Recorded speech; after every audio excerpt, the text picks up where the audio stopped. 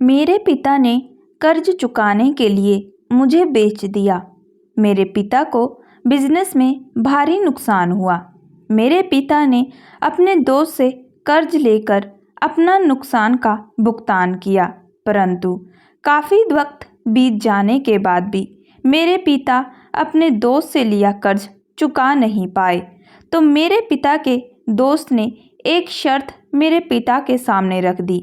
यदि वह अपनी बेटी की शादी मेरे बेटे से करवा दे तो वो उनका सारा कर्जा माफ़ कर देंगे। मेरे पिता के पास कोई और रास्ता नहीं था। हमारी हालत बहुत ज़्यादा खराब हो चुकी थी। फिर ना चाहते हुए मेरे पिताजी ने मेरी शादी उनके दोस्त के बेटे से करवा दी। शादी करके मैं अपने ससुराल चली गई, परंतु मैं अंदर ही अंदर बहुत ज़्यादा दुखी थी। पर एक बात से मैं खुश थी कि मेरे ससुर बहुत अच्छे थे और मेरी शादी अच्छे घर में हुई है। लेकिन शादी की रात जब मैं अपने पति का इंतज़ार रूम में कर रही थी और जब वह रूम में आए तो उन्होंने मेरा घूंघट उठाने की बजाय मेरा हाथ पकड़कर मुझे ज़मीन पर फेंक दिया। उन्होंने उस वक्त मुझे ऐसा कुछ बताया जिसे सुनकर मेरा दिल किया कि मैं अपने आप को ख़त्म कर लूं। उन्होंने बताया कि उनकी ज़िंदगी में तो निशा हर शाम चाय का कप लिए अपने आलीशान बंगले की छत पर आ जाती थी।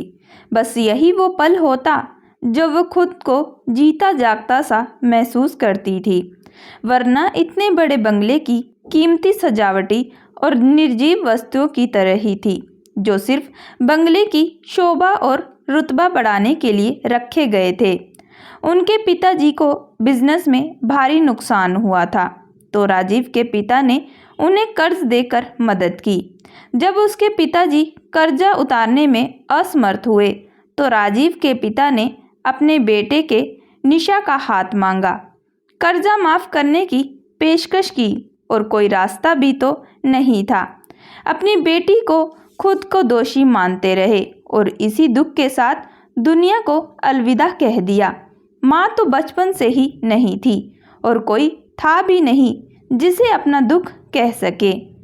तभी बाहर के शोर ने उसका ध्यान खींचा। बंगले के पास कुछ खाली जमीन थी तो कुछ बंजारों ने अपने तंबू लगा लिए थे।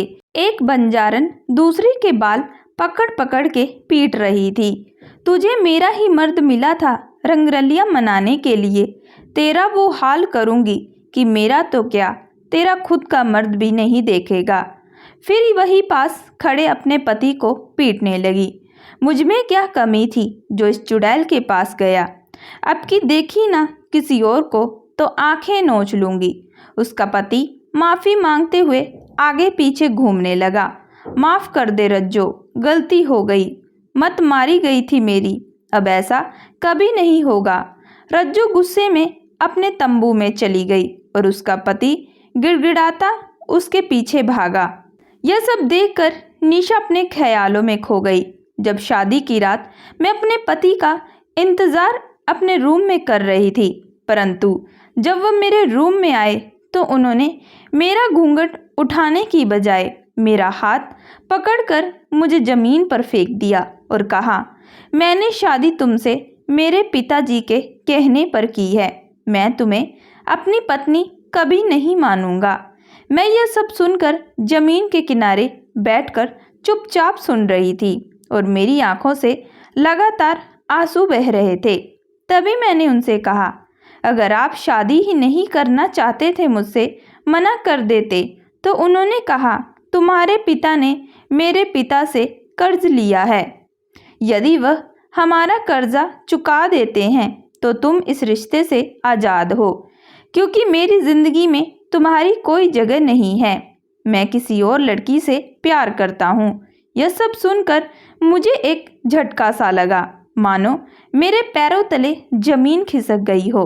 यह सब सुनकर मैंने उनसे कुछ नहीं कहा, बस एक कोने में बैठे रोती रही और अपनी किस्मत को कोसती रही।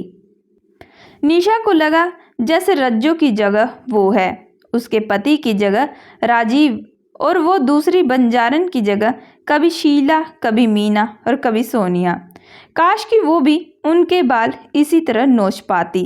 काश कि वो भी राजीव का कॉलर पकड़कर इसी तरह पूछ पाती कि उनमें ऐसा क्या है जो मुझ में नहीं है।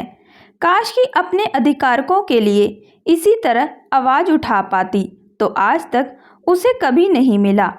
उससे लाख गुना बेहतर तो ये अनपढ़ बंजारन है जो अपने अधिकारों के लिए लड़ना तो जानती है और वो इतना पढ़ लिख कर भी कुछ नहीं कर पा रही।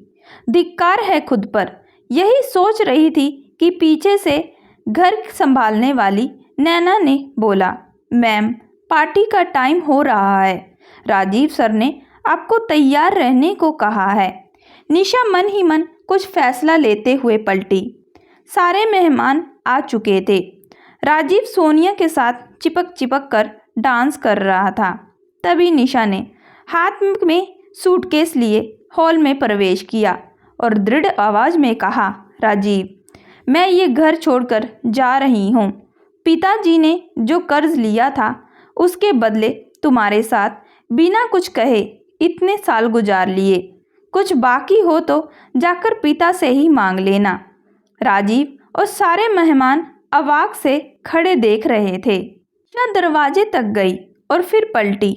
तुमने तो कभी मुझे पत्नी माना नहीं, लेकिन मैंने तुम्हें दिल से अपना पति माना था, इसलिए इतना हक तो बनता है। कहते हुए एक झनाटेदार झापड़ सोनिया के गाल पर और एक झनाटेदार झापड़ राजीव के गाल पर रिसीव कर दिया और पूरे आत्मविश्वास के कदम बढ़ाते हुए घर से बाहर निकल गई और जाते जाते रज्जो को तंबू के बाहर बुलाया और कस के गले लगा लिया।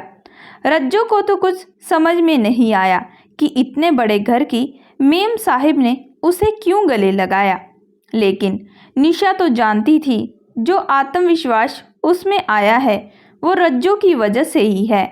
आज उसे सोने के पिंजरे से तो आज़ादी मिली है, वो रज्जो की वजह से ही है। रज्जो ने निशा का सोया आत्मविश्वास जो जगा दिया था। दोस्तों, मैं आशा करती हूँ कि आप लोगों को ये कहानी पसंद आई होगी। अगर आप लोगों को ये कहानी पसंद आई है सो प्लीज़ हमारे चैनल को लाइक एंड सब्सक्राइब ज़रूर करिएगा एंड बेल आइकन का बटन ज़रूर दबाइएगा और हमें कमेंट करके भी बताइएगा कि आप लोगों को ये कहानी किस प्रकार लगी है।